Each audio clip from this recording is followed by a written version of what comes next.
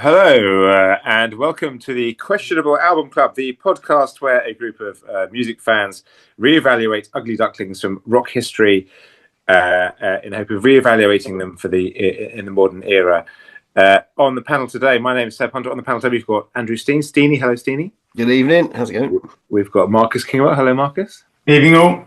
We've got Ross English. Hello, Ross. Good evening. And we've got Steve Gibson. Hi, Steve. Good evening.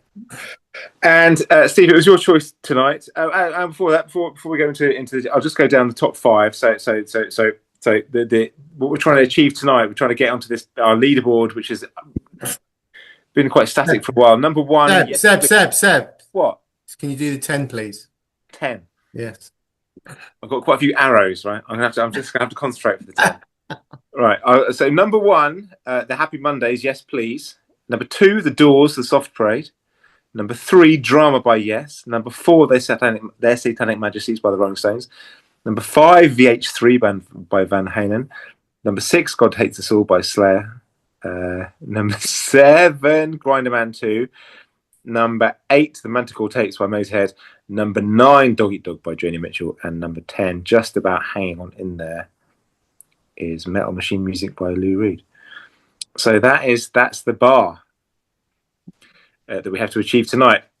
So tonight, Steve, it was your choice. Can you tell us what scores we need to get roughly? Just for fuck's sake, Marcus. Jesus Christ! Come on. Can you just let me do that might influence something. Honestly, I want a bit more about this. Otherwise, okay. It's the same old, same old. Well, what are we shooting for? All right. Okay. Well, the top, if it scores more than 66 out of 100, Marcus, then it becomes number one, right? Yes. Now we're talking. Can I just say we're just breaking trying to get an interesting channel going rule at the moment. So I suggest I just do what I ask him to do, and then we press on, please. Okay. Is that a false start then? No. Keeping that. Well, yes, but yeah, no. So basically, in our universe, the greatest album ever made, right, is Yes Please by the Happy Mondays, and that scored 66 out of 100, and the 10th best album ever made, it scored 43 out of 100. That's Metal Machine Music. So to get any chance of, it has to score over 43 out of 100 today. And coming back to today, if I may finally do so much, Steve, this was your choice today, and this was your choice was Having Fun with Elvis Onstage by Elvis Presley. And I'm just going to do, I know we all look at the Wikipedia page for all this, then we do our research and we listen on and so on. But I think the best way of explaining what this record is to literally read the first paragraph on Wikipedia. So I'm just going to do that, and then we'll come back to you, Steve. So Having Fun with Elvis Onstage is a 1974 spoken word concert album by American singer and musician Elvis Presley, consisting entirely of dialogue and banter, mostly jokes, by Presley between songs during his live concerts. The songs themselves were removed from the recordings. The album was created as a ploy by Presley's manager, Colonel Tom Parker, who wasn't a colonel, to release a Presley album through his own label, Boxcar Records, without using content that contractually belonged to RCA Records, so that Parker could earn 100% of the profits. Having Fun on Stage with Elvis Onstage was first exclusively sold at Elvis Presley's summer 1974 Las Vegas concerts, but RCA later, when they got the rights to everything that he released, including this, later claimed rights to the recording and began to package and distribute it themselves. So it had an actual official release, and you can still buy this on Amazon, like new on vinyl, for 150 quid, and it's got an average score of 3.5. Steve, can you explain this, please? Well, you just have. Your own. It doesn't get more sort of questionable than that. I would class myself as Elvis is one of those people I'm sure everyone could have a top 10 of, mainly speaking. That's somewhat presumptuous, isn't it? Just presuming that everyone likes Elvis. Well, it's like a Beatles or a Queen or something, isn't it? You hate the Beatles. I know, but even I can probably pick one or two songs that I like. Go on then. Like, can I spin it? No, you didn't let me fucking finish my thing. So go on. Tell me two Beatles songs you like. I interjected for the sake of the pod. You're interjecting out of spite. I don't think that's entertainment. Yeah, long night, everyone. What's the George Harrison one with about love on at the end of Sergeant Pepper's? Isn't one? All too much. I like that one. Oh, Still too much for me to take. Is that Yellow Submarine. yeah? Is that on Yellow Submarine? No. Yeah. Right, okay. Sorry, right. Well, there you go. So there we go. It's the usual. Have to talk about the Beatles for 5 minutes on any music podcast. It's the law. So we've done that. Elvis. So yeah, basically a Elvis fan. The whole Elvis thing has always been very interesting and fascinating. My This is just another little nugget of of crappy, probably just in amongst everything. Because when we were kids, do you remember? It was just you could get an Elvis everything, couldn't you? And I do remember the night he died. My auntie's going crazy. I was in Scotland, and the auntie's going crazy. And one of my funniest things about Elvis is that Susie Quattro did a BBC radio show, and she went to all of his houses, and she was at, and this myth about Elvis, kind of, the Las Vegas years and the rest of it. She went to Graceland and was talking to one of his old aides. And she kept saying, so at this stage, Elvis, what a tragic sight it must have been, just, craving drugs. And he must have been so unhappy. And this bloke just kept going, no, ma'am, no, he was really happy. I remember once I got him a different girl for 2 weeks straight. He was having a really good time. Yeah, but no, she kept going, but no, internally, I don't mean what he looked like to you. No, ma'am, no, I can guarantee he was having a really, really, really good time. So this just seemed the most questionable of his albums. I mean, there's a case for a lot of them, I guess, the film soundtracks and God knows how many reissues there are, and the Christmas stuff and the rest of it. But this seemed to be a good one to have a lot to talk about. And surprisingly, I've got I have a take on it that well, I'm just going to say it now. Can you imagine arena shows, like a show of that magnitude now, which is I mean, there's not going to be another style, would be all to a click. It would have those LED lights behind it, and it would just be the last few arena shows I've been to, even though I've quite enjoyed some of them, you just feel like you're watching such a product. This album, this first sort of struck me when I saw Rush. And I was watching YouTube bits of Rush, and they even say it's so sort of nailed down. They even say exactly the same things between songs on these shows now. You're just watching a product. And this album, at least, this album shows that there was a time when artists could, and it's when you look at it from that angle, I started to quite enjoy listening to him calling everybody honey, and asking if someone wants a scarf, because I don't know about you, but I didn't hear too many, rib ticklers or it didn't actually sound much fun unless you're in the front row of that concert or completely besotted with him. The thing. I think that's the thing. That's a good point, Steve. In this is, I suppose, if you're coming to this and I suppose all of us were coming to this new, you're thinking, well, is he particularly funny, right? Because this is only going to work, right? If it is like Davy Roth or Julian Cope or all these people who you don't go to the toilet between the songs, so you want to hear what they say, and there's a lot of well, isn't there? There's a lot of well. Yeah, there certainly is. But I'd be interested to hear what everybody else thinks about my point of the way shows have become now, and at least you walked away from that show feeling that you'd actually seen Elvis being Elvis rather than Geddy Lee saying exactly the same thing every night. And and I'm a Rush fan. I'm a huge Rush fan. So I didn't know that, Steve. That's very interesting. Thank you very much. Thank you. That's enough Rush. Fucking hell, Marcus. Presumably you're an Elvis fan. Well, yes, I am. I mean, not in an obsessive way. I don't think I've ever bought his music, but I do have a bottle of his shampoo. How about that? Just right here.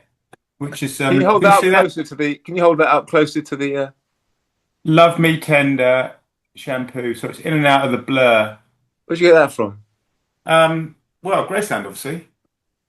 Oh. Yeah, it's very good. Look at the state of my hair; it's in really good condition. Yeah, Elvis. It's interesting to say when we were kids. What flavour is that, Marcus? It's just regular. It's just. Yeah, but what's the scent? It's cheeseburger. Peanut butter and banana. I don't know. It's peanut butter and jelly. I think it's pretty good.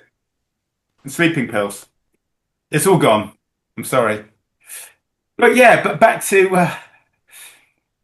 sort of the Elvis connection, I suppose. In pretty big in our house. I remember as a preschooler watching the Elvis in was it Hawaii or Honolulu thing with my mum. She loved all that sort of thing, and I actually got memories of that. There was a bit of it around the house. And I remember things like at the fun fair they used to have as prizes as well as goldfish. They'd have mirrors with Elvis on, the king and all that, and it was like a lot of the sort of dads around where I grew up still had the sideburns and the quiffs, in the mid 70s, and it was kind of so at the tail end of that, the love for Elvis was big. It was sort of spreading around the country in this sort of godlike status. So yeah, in that respect, amazing, and I love his voice. Who wouldn't? It's just fab, isn't it? So you come to this particular record. I suppose what I got from the plus was his warmth and engagement with the audience. It was you could feel the affection coming back from the fans big time. Of course, you expect that, but there's a real connection that he could bring about. But you've both said the point before I was able to fire it off, which is it's not properly funny. He's not a natural raconteur. He's not a storyteller or a joker. So this is you're watching or listening in on somebody else's quiet moment rather than being part of it as a fan. That's how I felt. He does tell one story, doesn't he? Which thank God, there's a little mini narrative in the middle of it when he talks about his upbringing, driving a truck and recording his album, and then there's a little bit of substance in the middle. Yeah, thank God. That's true. That's right. Yeah, that's the only real thing. So first listen, it was like, oh, this is kind of a curiosity. It's a little bit of inside information. It's all quite nice. Second time, it's like, oh my goodness, what a waste of 34 minutes. And it really is the worst kind of scraping the barrel exploitation that you can think of, isn't it? Elvis is his voice, his movements, his looks, and all of that, and you don't get any of it. All that stuff's gone. Can I just say how ironic that is coming from someone who's just held up some Elvis shampoo? No, that's not. This is all. It just fits. You got to get with it. So there we go. That's my kind of initial take on this. I haven't got very much to say really. Just I suppose on the other point about the insight into the ability of performers to improvise in that day. That's a good point, Stephen. One I hadn't really thought of. I would say the modern stadium experience, that they're productions rather than products. I know that's a little bit kind of splitting hairs, but they're put on in a way where it's meant to be the same every night in order to give the quality of the experience. And that's it's a different take. It's much more akin to, let's say, West End or Broadway show business in having the production together and having it repeatable rather than perhaps the spirit of rock and roll. But there we go. I'm gonna move this on before I run out of stuff. I don't even usually ask people what they think of it this time round, but everyone's getting out of there. Yeah, Ross. Yeah, I've been to Graceland, but I didn't buy any shampoo. Don't need it that much these days. I love Elvis. I think just going back to listening to Elvis just last couple of weeks on the back of this, it struck me how his first two LPs, the very imaginatively titled Elvis and Elvis Presley, how just fresh they feel. They feel like there's an excitement there that I would imagine was there, and when they first came out. The rest of the catalogue is very mixed, but I think Elvis is Elvis. I think in terms of this, I've been given a lot of thought to the role of talking gigs, and I think sometimes it's fairly genre specific. I mean, I go and see an awful lot of live music, and it's generally very small rooms, so it's not rehearsed and it's not productions, and a lot of it is indie bands, and most of them don't have the chat. It's thank you. The next one is you're right. Or if you're a support band, you've got to throw in who's excited for seeing headliner as well. But it doesn't seem to. I mean, when a band has got that chat and they're relaxed and they're funny and they're talking, it's good and it adds to the experience. But I don't think it's essential for the music. Whereas if you go to something like traditional folk, then the talking becomes part of the show, because it's all about these are the long songs, and this with a long background, and this is where the songs come from. Or if you're going to sort of like political folk, someone like Billy Bragg, you're going to get that, and it's absolutely part of the songs. But you listen to live albums from a lot of those sort of folk acts, and all that talking's taken out. And it's almost like the whole point of a live album is it's trying to give you some taste of what it would be like to go and see them live or on that occasion. And by taking the talking out where it's appropriate to the genre, you are sort of missing something. I've been listening to a lot of live albums, just trying to find ones that keep the talking in, and like the Who live at Leeds, that has a bit of talking in. There's some Springsteen live ones where he's telling a story in the intro to the song, but there's a lot of them where you can almost hear people start talking and it gets cut out. And so I sort of almost appreciate the fact that someone's paid attention to the bits that go in between the songs, which are part of the show. And, you know, Elvis is from that period where if you're a singer, you're an entertainer as much as a singer. And so you are almost expected to do the working of the crowd. And what struck me was more that how well he worked a crowd who weren't a good crowd to work, in that there was so much shouting going on and demanding. It was like, Gannett, give me a scarf, give me a scarf, give me a scarf. But yeah, he wasn't really thrown by that. And that can really, I mean, you know, you go to the gig where someone early on says something out and he gets a laugh from the crowd or the band react, and that person now thinks they're the comedian for the rest of the show, and it just sometimes completely wrecks the whole thing. But actually he deals with that sort of demand in a way that I can't imagine many artists of that size. I know there's no one really of that size, but I don't know, maybe a Taylor Swift or whoever, actually having that personal interaction with a crowd that is so fervent. So I thought, well done him. But I was absolutely with you, Marcus. First time listening, it was interesting. Second time, I could barely get through it. Well. But some part of me is glad that someone's paid attention to the bits that aren't the music, which frequently get overlooked. That's very interesting, Ross. And as usual, meticulous research, mate. Thank you. Massive respect. but talking about the scarves, there's one bit which is massively frustrating. The kind of climax of the scarf chat, right, is the bit where I don't think it's the bit where it's the one after where there's an English lady in the crowd, but it's the one where it gets the biggest laugh on the whole thing, where he says, here's your scarf, here's your something, and here's your kiss. I can't remember what the other thing is. There are three things. And there's massive laughter for about 2 minutes afterwards. And he obviously didn't give her a kiss. I think the kiss must have been some sort of kiss my ass or something. But so much of what he's saying is visual, and that's what's frustrating. Is that you can't. It's funny. He's natural and he's fluid and he's funny. He's responding and he's calm and he's professional and he's quite witty. But a lot of it's visual stuff that you just can't see, and that's what I find frustrating. Unlike we'll talk about the Paul Stanley thing in a minute, perhaps, when we run out of things to say about Elvis. Steenie. Yeah, just on mute. Yeah.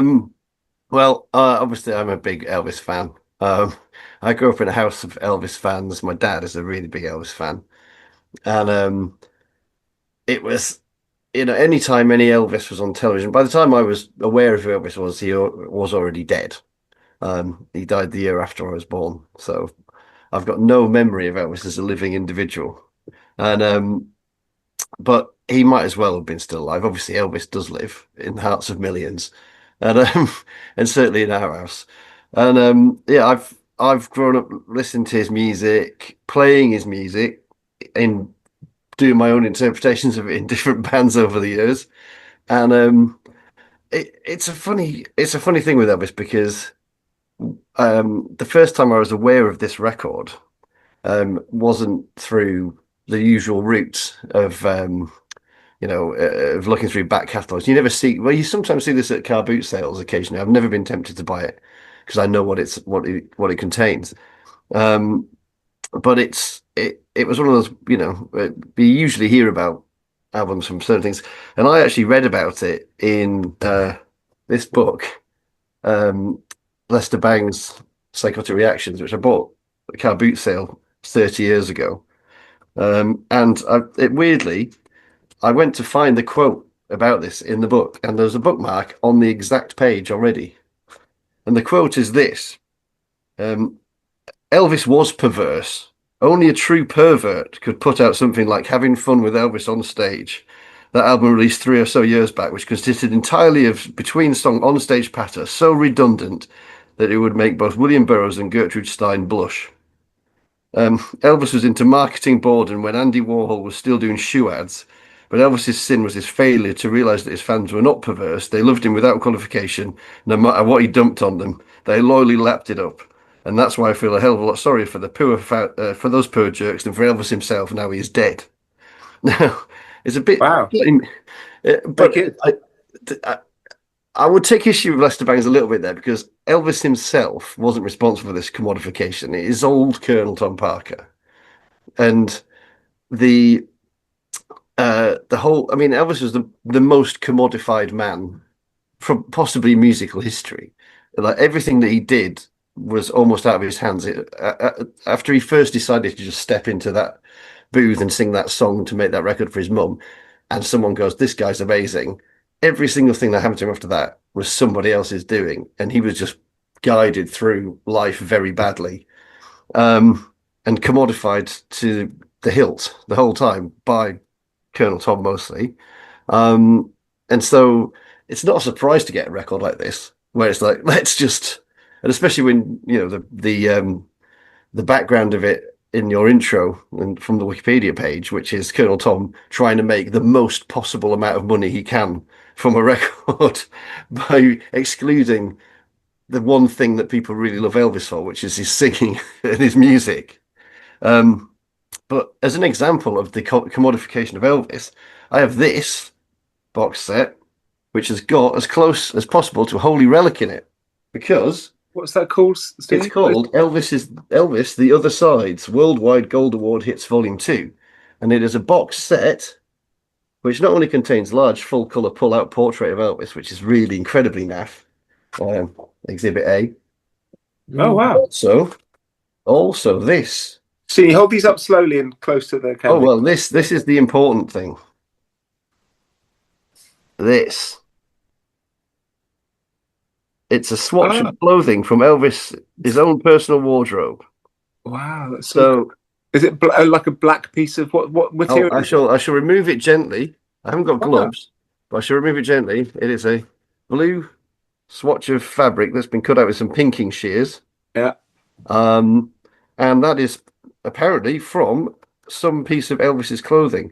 So they actually went through his entire wardrobe and cut loads of clothes up, which is how come if you do go to Graceland or any of the Elvis movies, a lot of his early clothes aren't there because they were all sacrificed for the sake of selling this box set in 1970. Do you know how many were pressed of that box set? There's some details online about it, but not that many. So you have Elvis DNA? I have got possibly Elvis DNA on this. May have been laundered, may have been dry cleaned. You might have taken it to get it cleaned before, just for the sake of hygiene. But it was the 70s, so possibly not. But he did sweat a lot, so I imagine some of that sweat even got through the kind of dry cleaning process. I mean, it smells more of paper because it's been in this envelope for like 50 years. That's so cool, Stevie. Honestly, that's. But I bought that. Do you know how much that cost me? £1. It was lying on the floor at a car boot store. The people who were selling it hadn't even been asked to like put it on tables. They just shoved everything out of the back of a van on the floor, and I just picked it up and said. And I sort of knew what it was, and I looked in, and I was like, "Oh God, it's still in there." So I was like, "How much do you want?" They were like, "Oh, £1." I was like, "Wow, there you go."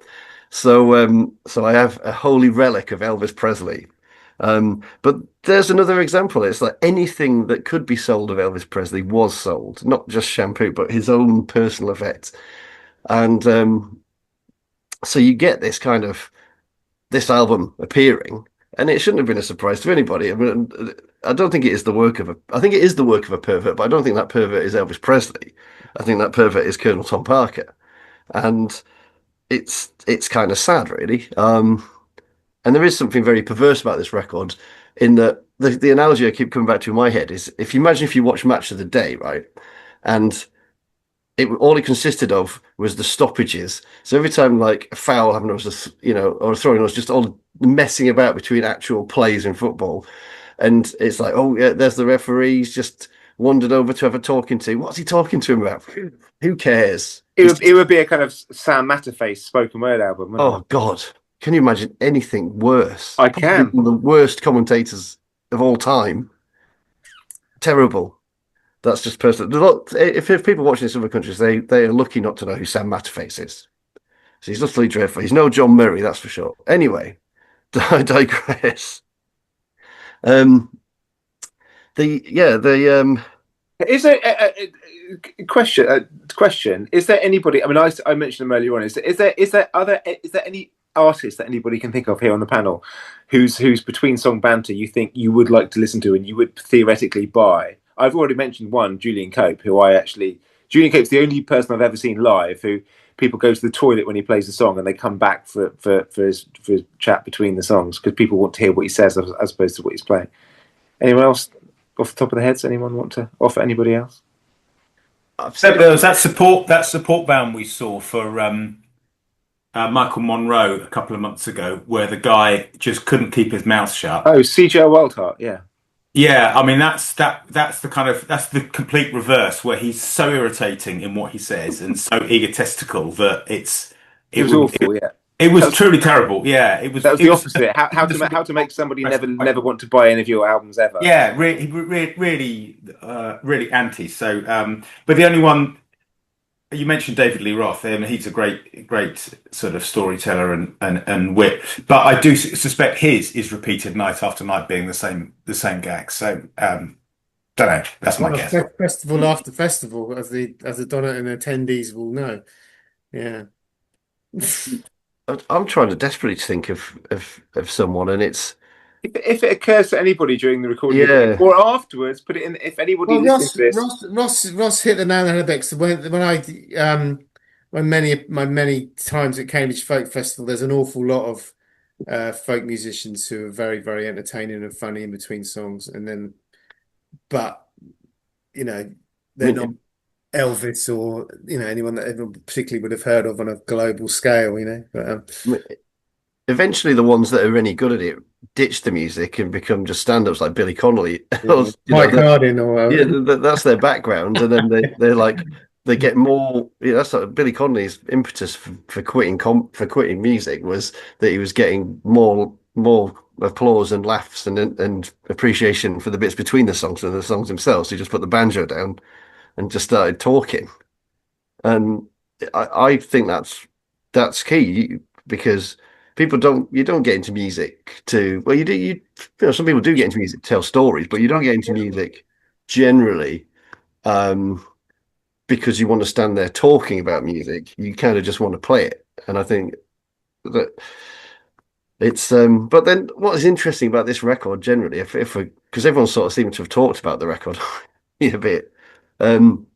Is that I think Elvis is a genuinely charismatic and funny person, and capable of being a good raconteur, but he didn't really ever get the chance. There's not very many good interviews of Elvis. He was sort of shielded, wasn't he? Sort of protected again.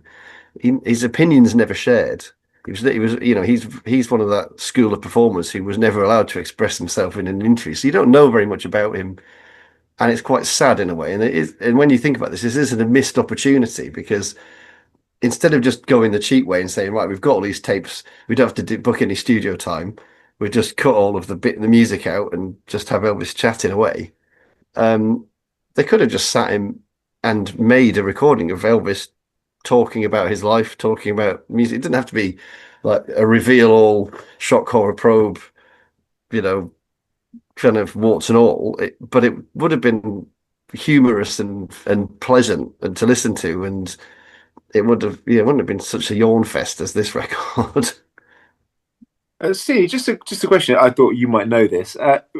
When this was recorded, like 1974, presumably Scotty Moore wasn't still playing guitar. It's James Burton that's doing all those guitar bits. The only other bits of music you really hear are like James Burton playing like called response bits, which he does a fair bit. And you think actually that's like the musical highlight of the whole bit, isn't it? He's like, well, down, and you think, well, I could listen to a bit more of that because that's kind of cool. And James Burton does a great job of actually like hitting those exact notes and copying the phrasing because he's an absolute shit hot guitar player. He's still alive, isn't he, James Burton? Is he? Yeah, I think so. Yeah, quite, because it's like water for dying. When you hear the music, it's like, oh, a bit of music and the well. Okay, it's not copyrighted, the well, so it's improvising. It's just like exactly. It's a bit like when I listened to that Derek Bailey record that time, and there's a Derek Bailey live album I was listening to once with Dan Everett, and at one point he played like 3 notes that were almost a melody in the middle of the kind of. We were like, oh, sell out, It's but it's that bit where you hear something that's recognizable in there. Yeah, but Stevie, did you ever listen to the albums he put out before he died, Ballads? Did you ever listen to that? His best album. It was kind of. Is that Derek Bailey? Yeah, it was. Right. That kind of they were right? They dissolved. But that was his background, wasn't it? He was a jazz guitar player. He played on a lot of the TV bands, didn't he, and things. So he was. So it's just the releases just before he died, where that perfect fusion of tonality and disillusion. It was just amazing, and the biggest selling records he ever put out. He is great. But anyway, back to Elvis. The one bit of music you get, is that, or you also get a kind of da da da da da da da da da, which is the intro to a song. And I've been trying to figure out which song it is, and I thought it might be One Night, but then I went. I actually did something quite spotty, and I went through the Elvis "That's the Way It Is" recordings, because I know that's kind of the tour that they called all this from, and I don't think it is. I was listening to the version of One Night. It starts with the guitar. That's the sort of piano thing that's going on there, isn't it? So I don't know what that song intro that you keep hearing is, because there's a sort of piano. I think my take on that was it was a kind of reoccurring joke through that night, or through those nights of the thing where because he says he does it at Can't says I'm not going to do that one. I don't know. It's just a bit of a reoccurring joke for that. Yeah, he does. The thing that I got as well is that he's not actually that spontaneous. I think that this is from lots of shows, and it's the same gag but different each night, which is. I think he's doing exactly what people earlier on were saying that I think he is doing that, yeah. But it's not in a. Not quite so cynically. It's not quite so rails. And West End performance. And I think you are right that there is. It's interactive. He's responding to a crowd. In a way that he doesn't really have to, as Elvis Presley. He could just ignore everybody. He could just come on, everyone could just scream. He doesn't even have to hand out scarves or do the whole Messiah thing. He generally liked doing it, I think. And it's funny, but it is as an album, it is just a whole load of like, oh, you really had to be there moments, but for like 37 minutes of it or something, isn't it? You really had to be there, So when someone tells you a pub story and at the end everyone's just stuck, it's like silent. It's that, but like times 50. And but it like I think, I said I think it is a missed opportunity because he's a warm, funny guy. The one bit that everyone said that when he starts talking about his life, all of a sudden you're like, oh, here we go, a little bit of story. But it got to number 9 in the Billboard country music albums. In the charts, number 9. Yeah, it's probably what else was in the charts, in the country charts in 1974. Crystal Gale. Good hair though, Crystal Gale. Steve. Yes. Any more to say? Do you want to do anything else to say about this, or do you want to do a summing up and a score? Is it a bit early for that? You haven't had yours yet, sir. Oh, I've been sort of saying. I've been interjecting the whole time. I like Elvis. I like the early stuff. I like the Vegas stuff. I like his Memphis album. I like his 60s comeback special. I like it all. I'm just I've got lots of Elvis records. I'm a big fan, and I liked listening to this. I enjoyed it. I only listened to it once. I couldn't bear to listen to it a second time. I listened to the. I tell you what I did listen to, which we'll put a link to this. I'm afraid, but I did listen to the. I don't know if people listening to this might know this, but there's another version. There's a more contemporaneous version of concept of this, which is people doing the same thing to Paul Stanley, but it was done unofficially. So somebody put together a kind of 1.5 hour compilation of Paul Stanley from Kiss's onstage raps, and it's called "People Let Me Get This Off My Chest." That came out about 20 years ago. No, maybe 15 years ago. And as a result of this, I listened to the whole of that hour and a half. Did anyone else? I put a link to this in our WhatsApp chat. Did anyone else listen to that? I made half an hour and then I had to stop. You made half an hour, so you got through half. Yeah, he likes people drinking alcohol. This is what I got from it. Well, that's the one song they do about alcohol, which is no. Anyone like drink vodka and orange juice, etc. Steve, did you listen to that? I have already listened to that. I actually have years ago given that a listen. I know it fairly well. But the famous one, I mean, he's another great recycler, isn't he? But it's that whole is it the Love Gun introduction, Steve, you were going to say? Oh yeah, Love Gun's it. Yeah, what does he say in that? It's the oozy of ooze. Oh yeah. Which he nicked off Little Richard, I think, doesn't it? Okay. But what was the one you were going to say? I was going to say the same one, which is the intro to Cold Gin. Oh yeah, famous one there, because that's on Alive as well, isn't it? But and Peter Criss with his little tequila, diddlin diddlin diddlin bum diddlin diddlin diddlin bum bum. Just the only time on the album is in time. I've actually got this on CD. Steve Gibson, are you? Did you listen to the Paul Stanley thing? No, I enjoyed the Kronos one more. Oh, I forgot there was a Kronos one. Yeah. So Elvis really started the whole thing with this, didn't he? Yeah. Well, the Colonel. Yeah. Well, sorry, yeah. No, I did listen to Paul Stanley one, and I might do. If you put it in the comments, I might see how far I can get with it. I think Ross did quite well doing half an hour by the sounds of it. I mean, actually seeing them live, it was painful enough listening to him for in the little bursts. In fact, yeah, no, it doesn't matter. So this album, summing up, I tried to listen to it a second time, but I couldn't get through it a second time. It just made me think a lot about what's been lost in rock and roll and music, and how staid, and for want of a better term, is good analogy, like West End musical production it's become. It's all about, let's get in there, it's all to a click, everything sounds like this, it's all triggered, the lights do this, and then we can get a load in and load out as quick as we can and go on. But Steve, surely this was the precursor to that. This was like, Elvis's people invented the residency, Las Vegas, cynical. Yeah, but it wasn't. I'm talking more about the nuts and bolts of the show. There just seemed, I don't know. It's just my opinion. But when I've been to arena shows, they just I've already said it. So this reminded me of a time when you could go and see. I mean, you could go and see somebody in a big venue, and you might walk away feeling like you've got something from them, whether that's been beautifully rehearsed or not. Steve, yeah, now if you go and see anyone in an arena, exactly everything is exactly happened that for the last 2 years or whatever. Steve, I'm interested, Steve. When you recently went to see Slipknot at the O2 recently? Yes. Was that on rails? Was that? Yeah, totally. The drum. I think it's worse. I think it's worse because the instrument that's affected most by this is the drums, because you don't hear a drum kit, you hear triggered sounds.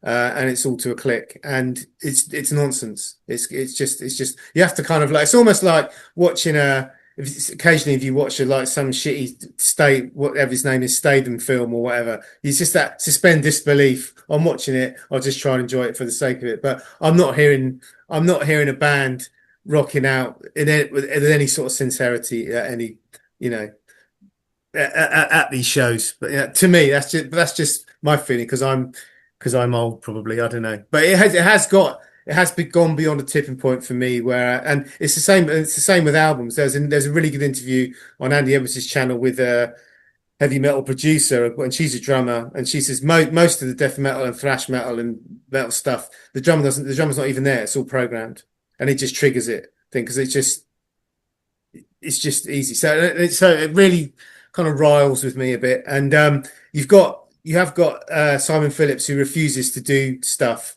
if it's like that. But he's somebody who's got the clout to say, no, I'm only going to do your project if I can play the drums on it, and I don't want any click and blah, blah, blah. So score for this album, as a thing to listen to, it was quite sweet, and you can hear a little bit of Elvis, what's not to like. It's historically quite an interesting thing. It is a cynical money grab by the Colonel. But for what it made me think about, and I think for me, it's quite an important album, I'm going to give it 60 out of 100.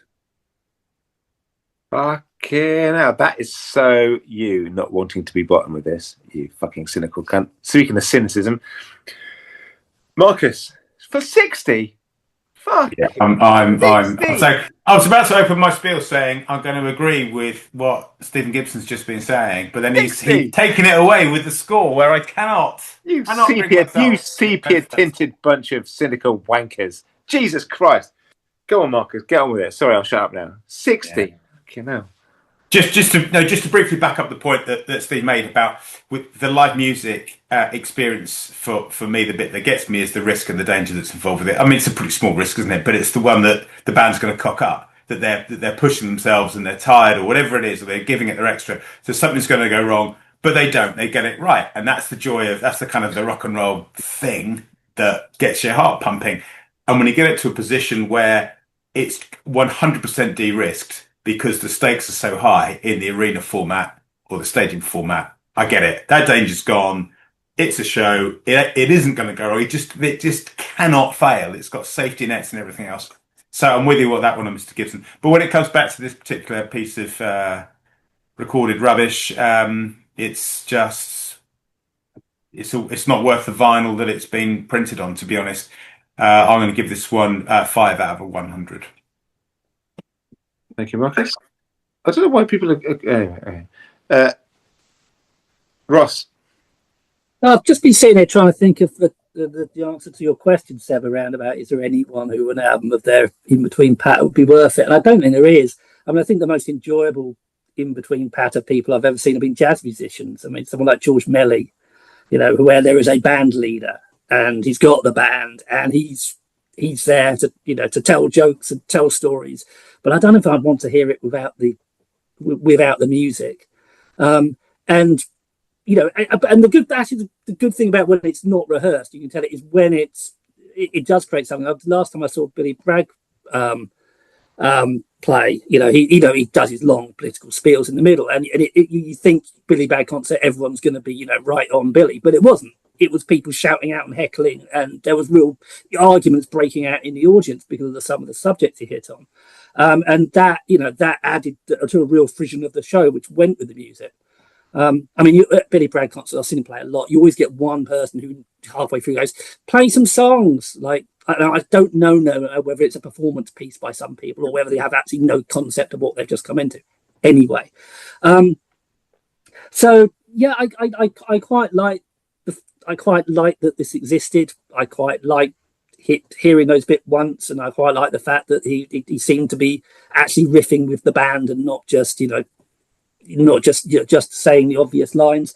But as actually a sort of as an album, I can't really give it much, just because it wasn't, after the first curio, it wasn't very entertaining. So I'm going to go 10. Steenie. Yeah, I think it is a tough one to call, because it's the warmth that I feel towards Elvis as a person is sort of diluted by the actual, the product itself, which is really a knockoff. It's cynical. It's badly produced. The audio quality is bad as well. I listen to it on headphones, and there's obviously they've not been bothered to kind of sort of balance between bits. Some bits are muffled and quiet, and there's tape hiss and hum, and there's all sorts going on. And it's not even designed as a pleasant listening experience. It is just hacked out. And I can imagine if you were a fan who was on that tour, saw him, you bought that album, or you were at the Vegas show, and you thought that it was a special, like, one-off sort of thing. You probably weren't. You might listen to it once and go, "Oh, that's the show that I was at. Oh yeah," because he mentions a few places. He's in Memphis at one point, and he's somewhere else. He does mention a couple of geographical spots. Memphis, Missouri. Yeah. I think he's just messing about there. Is there a Memphis in Missouri? I don't know. Memphis everywhere. Who knows? Yeah. Is it like Springfield? Well, there's one in every state or something. Yeah. And it's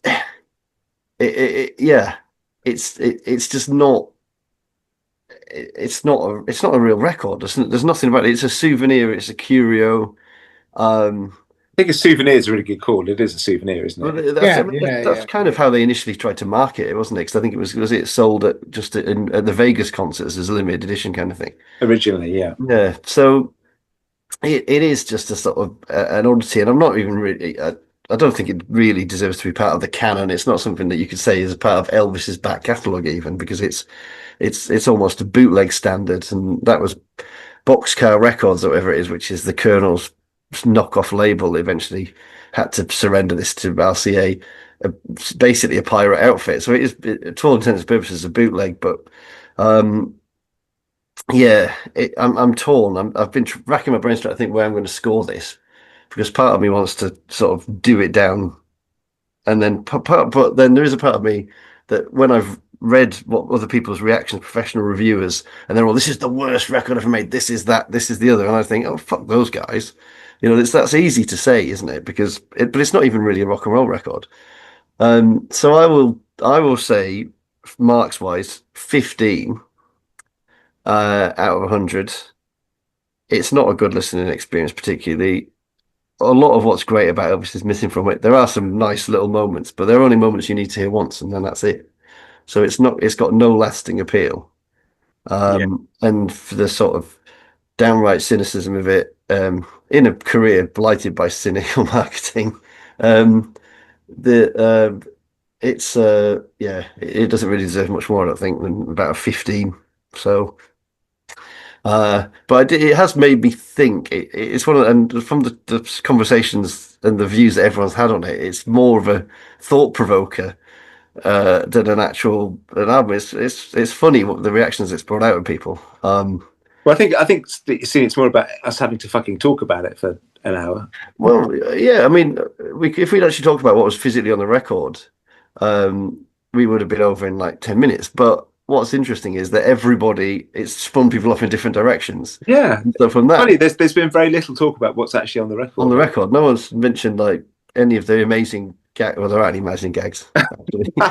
In fact, there's one mildly racist gag on there. Yes. And there's also he does something almost approaching a mother-in-law gag as well at one point, I think. He makes a joke about big records, doesn't he? Yeah.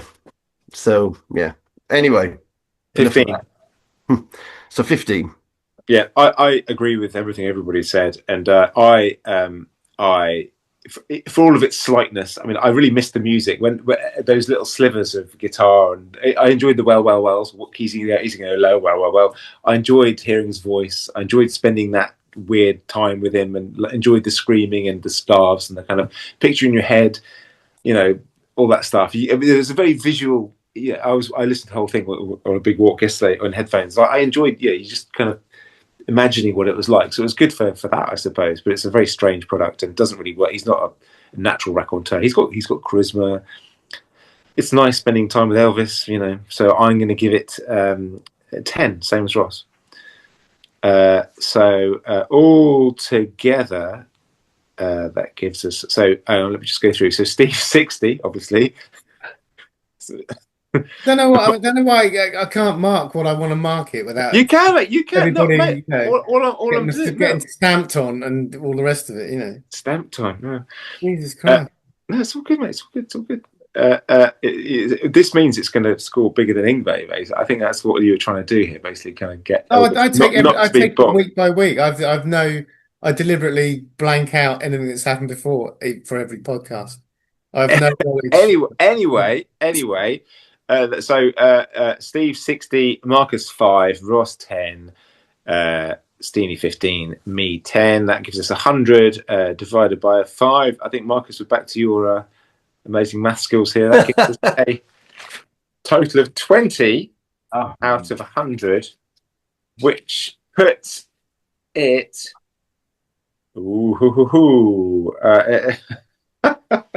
Okay, so it's exactly 20 out of 100. So that puts it in the bottom 5, just. So it puts it in between the Pat Boone heavy metal album and Calling All. It's just above. It's 0.4 above Calling All Stations by Genesis. I think I'll let Pete Lawler know about this, that the Elvis spoken word album, the accidental Elvis spoken word album, is better than the Ray Wilson Genesis album. So yeah, it's 5th bottom. So just to go bottom up, right? So our worst ever is Blue Lightning by Yngwie Malmsteen, 9 out of 100. Followed by Oasis Heathen Chemistry, 13.6. Followed by Vision Thing by Sisters of Mercy, followed by Calling All Stations, and now, yeah, Elvis Presley. It's sad, isn't it? Right, whose turn is it? It's my turn.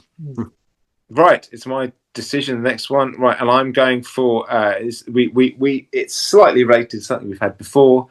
I really struggled with this. I had about 5 or 6 shortlists. I've got like a notes thing on my phone with the kind of like ideas, and I just couldn't make my mind up. I really struggled. I was anyway. In the end, I've gone for something which is kind of adjacent to something we've done before. It's a Rick Wakeman album. It's his first ever solo album, and it's The Six Wives of Henry VIII. It's a Rick Wakeman solo album, all about the 6 wives of Henry VIII. Anyone familiar with this record? Yeah, I know it. I know it. Oh, I've never heard. Is that the West End musical 6? No, that's another thing. It's not the same thing, but yeah, it's the same theme, isn't it? Yeah. But Steve, when you say you know it, do you actually know it? I had it, yeah, and I played it a few times. Yeah. Oh, okay. I've even seen some of the live video at Hampton Court with Brian Blessed narrating. Okay, well, I think Steenie, you might need to be on the next panel. Ross, are you familiar with this, Ross? No, prog's a bit of a blind spot for me, and I think this is an entirely synth album. But from what I've read, it's just purely synth. It's synthesizer interpretations of all 6 wives. That's all it is. There's no vocals. It's literally 6 pieces, and they're all named after the wives. 1973. I'm unfamiliar with it, so that's what we're all going to That's what we're going to be doing. Oh, bastard, Seb. That's going to be absolute torture. That's all I'm going to say. Well, we'll see. You might have a, you might have a prog epiphany. Exactly. Right, that's it. Thanks, everybody. Anyone else got anything else to say? I've just thought of something I was going to say more about Elvis. One thing, because you mentioned no one mentioned much of what's gone on the album. At one point, he does say something that is quite interesting. I just thought he says, "Good evening, I'm the NBC peacock." Yes, I saw that. I heard that. Which is the symbol of NBC TV, but they're the people who put out his television specials and things like that. And I just thought that when I heard that, I was thinking, oh, I'm sure that the old amateur psychologists and cultural theorists would have a field day with that, because he was the peacock for NBC. He was their big banker because they got that TV special of '68, and then they were going to milk him for everything he was worth. So it's another commercial potential milker for Elvis. And so I was wondering if he was sending himself up or satirizing a bit. So yeah, sorry to go back to more. No, that's all right. That's all right. I think we can finish on that interesting note there, Steenie. Thank you very much. Thanks, everyone. Marcus, thank you. Cheers. Ross, cheers. Thanks, gentlemen. Thank you, Steve. Thank you. Thank you, Steenie. Cheers. And if anyone's still listening to this, please like and subscribe and all that stuff, all the subscribing stuff. That would really help us. Thank you very much. Thanks, everybody. We'll see you on the next one. Cheers.